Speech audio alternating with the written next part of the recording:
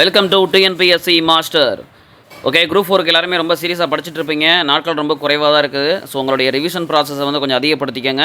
கொஞ்சம் அதிகமான நேரம் வந்து நீங்கள் படித்ததை வந்து என்ன பண்ணணும், நீங்கள் அதிகமாக வாட்ச் பார்க்கணும். உங்களால் படிக்கிறதுக்கு ரொம்ப சோர்வாக இருக்குது அப்படின்னா ஆல்ரெடி நீங்கள் படித்தது என்ன பண்ணுங்கள், ஜஸ்ட்டு நீங்கள் ரீட் அவுட் பண்ணுங்கள். ஸோ அந்த மாதிரி ரீட் அவுட் பண்ணிக்கிட்டு இருக்கீங்க அப்படின்னாலே உங்களால் என்ன பண்ண முடியும், ரொம்ப அதிகமான நேரம் வந்து படித்ததுக்கான அந்த ஃபீல் கிடைக்கும். சார் ரிவிஷன் பண்ணுறது ரொம்ப கஷ்டமாக இருக்குது சார், படித்ததே படிக்கிறது ஒரு மாதிரி இருக்குது சார் அப்படின்னு சொன்னீங்கன்னா நீங்கள் என்ன பண்ணுங்கள், ஜஸ்ட் அதை எடுத்து நீங்கள் வாட்ச் மட்டும் பாருங்கள் போதும். நீங்கள் ஆல்ரெடி படித்த விஷயத்தை என்ன பண்ணுங்கள், வாசிக்க மட்டும் செய்யுங்க. அப்படி பண்ணிங்கனாலே உங்களால் கண்டிப்பாக என்ன பண்ண முடியும், நீங்கள் படித்ததை ரீகால் பண்ணுறதுக்கு ஒரு பயனுள்ள விதத்தில் அது அமையும். ஓகேங்களா? ஓகே, இப்போ இந்த வீடியோவில் பார்க்க போகிறது பார்த்தீங்கன்னா, தமிழ்நாடு அரசு வந்து 2021க்கு அப்புறமா சில தினங்களை, முக்கிய தினங்களை அறிவிச்சிருக்கிறாங்க. அதெல்லாம் எந்தெந்த தினங்கள் அப்படிங்கிறதான் பார்க்க போகிறோம். கண்டிப்பாக குரூப் 1 இருக்கட்டும் இல்லை குரூப் 4 இருக்கட்டும், இந்த தேதி கேட்டு ஒரு கொஸ்டின் வந்து கேட்டுக்கிட்டே தான் இருப்பாங்க. கண்டிப்பாக ஏதோ ஒரு தேதி கேட்பாங்க. உதாரணத்துக்கு நமக்கு எல்லாருக்கும் தெரிஞ்ச மாதிரி ஒரு ஷார்ட்கட் இருக்கும். மார்ச் 20, 21, 22, 23 இந்த மாதிரி சிட்டுக்குருவி வந்து காட்டுக்குள்ளே போச்சு, தண்ணி கிடைக்கல, பருவநிலை மாற்றத்தினால காசநோய் வந்து இறந்து போச்சு அப்படின்னு சொல்லி ஷார்ட்கட் சொல்லுவாங்க. மார்ச் 20 வந்து சிட்டுக்குருவி தினம், மார்ச் 21 வந்து காடுகள் தினம், 22 வந்து தண்ணீர் தினம், மார்ச் 22 தண்ணீர் தினம், மார்ச் 23 வந்து பருவநிலை மாற்ற தினம், 24 வந்து தேசிய காசநோய் தினம் அப்படின்னு சொல்லிட்டு என்ன பண்ணுவாங்க, ஒரு ஷார்ட்கட் சொல்லுவாங்க. இதே மாதிரி நீங்கள் என்ன பண்ணணும், எல்லாத்துக்கும் ஒரு குறிப்பிட்ட ஷார்ட்கட் போட்டு தேதிகளை நீங்கள் கொஞ்சம் எல்லாருக்கும் ஃபெமிலியரான தேதிகளை கண்டிப்பாக நீங்கள் ஞாபகம் வச்சுக்கணும். அப்படி ஞாபகம் வச்சுக்கிட்டிங்கன்னா ஒரு கொஸ்டின் தப்பிக்காது. ஏன்னா தேதிகள் ரிலேட்டடாக கண்டிப்பாக ஏதாவது ஒரு கேள்வியாவது உங்களுக்கு கேட்டுகிட்டே தான் இருக்காங்க அடிக்கடி. அந்த மாதிரி தமிழக அரசால் ரீசெண்டாக அறிவிக்கப்பட்டிருக்கிற சில முக்கியமான தினங்களை தான் நம்ம இப்போ இந்த வீடியோவில் பார்க்க போகிறோம். நம்ம சேனலுக்கு நீங்கள் பிகினராக இருந்தீங்கன்னா சப்ஸ்கிரைப் பண்ணிக்கோங்க. ஒரு லைக் தட்டி விட்டுட்டு இந்த வீடியோ பாருங்கள். உங்களுக்கு ஏதாவது டவுட் சேனல் பண்ணுங்கள், அதை கமெண்ட்டாக சொல்லுங்கள். வாங்க இப்போ நம்ம வீடியோக்குள்ளே போகலாம். ஃபஸ்ட்டு பாருங்கள், அயலக தமிழர் நாள் அல்லது புலம்பெயர் உலக தமிழர் தினம் கொண்டாடப்படுவது என்னைக்குன்னு பார்த்தீங்கன்னா ஜனவரி 12 அன்றைக்கி தான் என்ன பண்ணுறோம், நம்ம புலம்பெயர் தமிழர் தினம் கொண்டாடிக்கிட்டு இருக்கோம். சரிங்களா? புலம்பெயர் தமிழர் தினம் கொண்டாடப்படுவது என்னைக்குன்னு பார்த்தீங்கன்னா ஜனவரி 12. ஓகேங்களா? எழுதிக்கோங்க. அதே மாதிரி சமத்துவ தினம் சொல்லி ஏப்ரல் 14 இப்போ அறிவிச்சிருக்கிறாங்க. சமத்துவ தினம் சொல்லி ஏப்ரல் 14 நம்ம பாபா சாஹிப் அம்பேத்கர் அவர்களுடைய பிறந்த தினத்தை என்ன பண்ணியிருக்கிறாங்க, சமத்துவ தினமாக அறிவிச்சிருக்கிறாங்க. சுய உதவிக்குழு தினம் அப்படின்னு சொல்லி கலைஞர் கருணாநிதி பிறந்தநாள் ஜூன் 3 அதை தான் என்ன பண்ணியிருக்கிறாங்க, சுய உதவி குழுக்கள் தினம் அப்படின்னு சொல்லியிருக்காங்க. செல்ஃப் ஹெல்ப் குரூப்ஸ், SHG அப்படின்னு சொல்லுவாங்க. சுய உதவி குழுக்கள் முதல்ல எங்கே தொடங்கியிருப்பாங்க, தருமபுரி மாவட்டத்தில் ஃபஸ்ட் உங்களுக்கு தொடங்கியிருப்பாங்க. ஓகேங்களா? அதாவது ஒரு 10லேருந்து 20 பெண்கள் ஒன்றாக இருக்கக்கூடிய சமூக பொருளாதார பின்தங்கி இருக்கக்கூடிய மக்கள்லாம் ஒன்றா சேர்ந்து இருக்கக்கூடிய ஒரு குழு. ஓகேங்களா? அவங்களுக்கு சுய உதவி, கடன் உதவி கொடுக்கறது, பொருளாதார மேம்பாடு, உட்கட்டமைப்பு வசதிகள் ஏற்படுத்தி கொடுக்குறது, அந்த மாதிரி வேலைகள் செய்வாங்க. சுய உதவி குழுக்களுக்கான தினம் வந்து ஜூன் 3. அடுத்து பாருங்கள், தமிழ்நாடு தினம் ஜூலை 18. ஓகேங்களா? தமிழ்நாடு தினம் சொல்லிட்டு ஜூலை 18 அறிவிச்சிருக்காங்க. முன்னாடி பார்த்தீங்க அப்படின்னா உங்களுக்கு வந்து நம்ம தமிழ்நாடு மாநில மறுசீரமைப்பு சட்டம், அதாவது 56 இருந்துச்சு இல்லைங்களா, அந்த அக்டோபர் 1 அது முதல்ல இருந்துச்சு, அதை மாற்றிட்டாங்க. இப்போ வந்து மெட்ராஸ் அப்படிங்கிறத வந்து தமிழ்நாடு அப்படின்னு சொல்லி பேர் மாற்றினது வந்து உங்களுக்கு பார்த்தீங்கன்னா 1969 ஜனவரி 14 உங்களுக்கு மெட்ராஸ் அப்படிங்கிறத தமிழ்நாடு அப்படின்னு சொல்லி பேர் மாற்றம் பண்ணியிருப்பாங்க. இல்லை, அதே மெட்ராஸ்ன்றதை என்ன பண்ணியிருப்பாங்க, தமிழ்நாடுன்னு சொல்லி பேர் மாற்றம் பண்ணியிருப்பாங்க. அதே மாதிரி 1967 ஜூலை 18 தான் உங்களுக்கு என்ன பண்ணியிருப்பாங்க, தமிழ்நாடுன்னு சொல்லி அந்த ஜூலை 18 தான் உங்களுக்கு என்ன பண்ணுறாங்க, இப்போது தமிழ்நாடு தினமாக அறிவிச்சிருக்காங்க. மெட்ராஸ்ன்றதை சென்னைன்னு மாற்றினது 1996. ஓகேங்களா?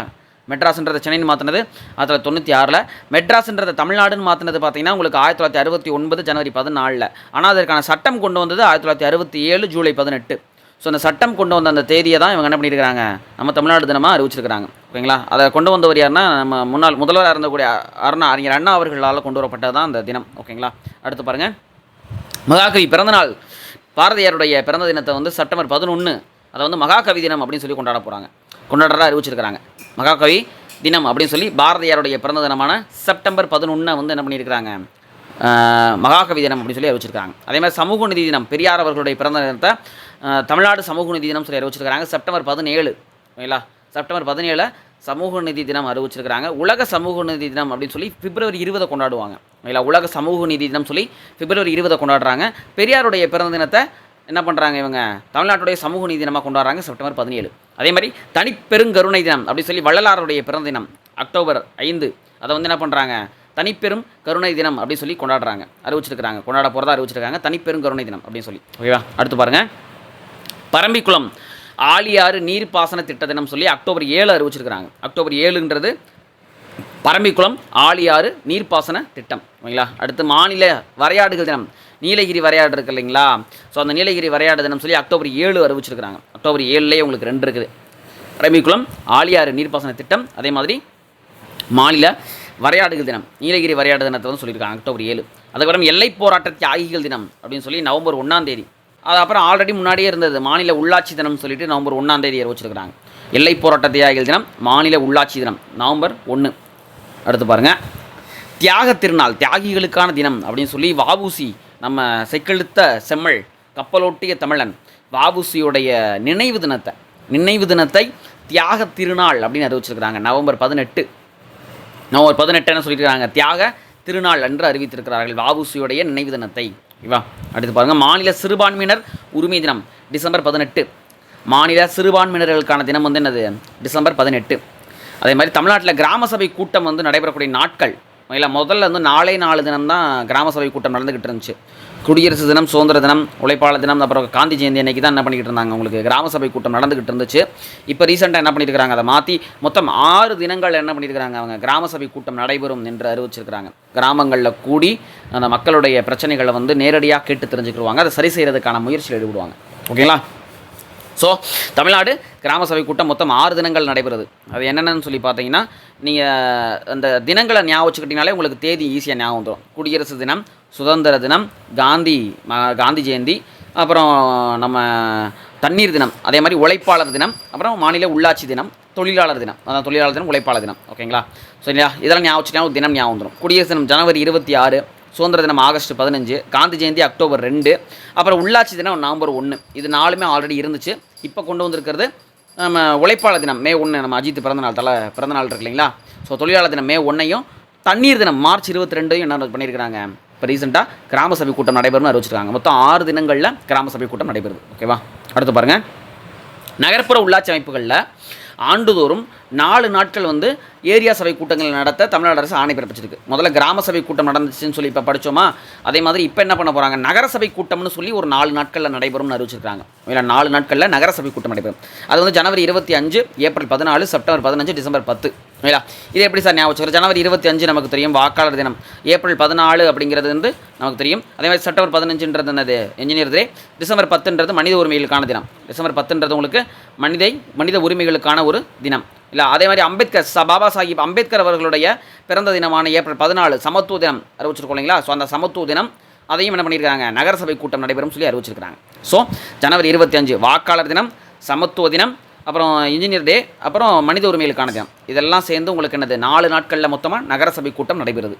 ஓகேங்களா? 4 நாட்களில் நகரசபை கூட்டம் நடைபெறுது. நல்லா ஞாபகம் வச்சுங்க, உங்களுக்கு கண்டிப்பாக கேட்பாங்க. அடுத்த கொஸ்டின் பாருங்கள், பசுமை தமிழ்நாடு தினம் சொல்லி எதாவது அறிவிச்சிருக்காங்கன்னா செப்டம்பர் 24ங்க. பசுமை தமிழ்நாடு தினம் என்று அறிவித்திருக்கிறது செப்டம்பர் 24 பசுமை தமிழ்நாடு தினம் சொல்லி அறிவிச்சிருக்கிறாங்க. அதுக்கப்புறம் போதைப்பொருள் ஒழிப்பு தினம், அது வந்து ஆகஸ்ட் 11, இல்லை ஆகஸ்ட் 11 அறிவிச்சிருக்கிறாங்க. எப்போ 2022 அறிவிச்சிட்டாங்க. போதைப்பொருள் ஒழிப்பு தினம் ஆகஸ்ட் 11. ஓகேங்களா? நம்ம கண்ணதாசனுடைய பிறந்தநாளை வந்து போதைப்பொருள் ஒழிப்பு தினம் முதல்ல இருந்திருக்கும், இல்லை அதே தான் இப்போ சொல்லியிருக்காங்க. ஓகேங்களா? மாற்றிருக்காங்க. போதைப்பொருள் தினம் ஆகஸ்ட் 11 சொல்லியிருக்காங்க. அதே மாதிரி உடலுறுப்பு தான விழிப்புணர்வு தினம் சொல்லி செப்டம்பர் 23, உடலுறுப்பு தான விழிப்புணர்வு தினம் சொல்லி செப்டம்பர் 23 அறிவிச்சிருக்கிறாங்க 2023.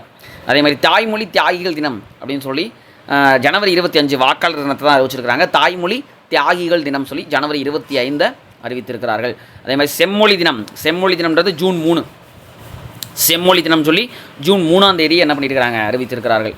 அதே மாதிரி தமிழ் இலக்கிய மறுமலர்ச்சி நாளாக ஊவேசாவுடைய பிறந்த தினத்தை தமிழ் இலக்கிய மறுமலர்ச்சி தினமாக அறிவிச்சிருக்கிறாங்க. இல்லை பிப்ரவரி 19 தமிழ் இலக்கிய மறுமலர்ச்சி தினம் சொல்லி ஊவேசா அவர்களே பிறந்த தினத்தை அறிவிச்சிருக்காங்க பிப்ரவரி 19. ஓகேங்களா?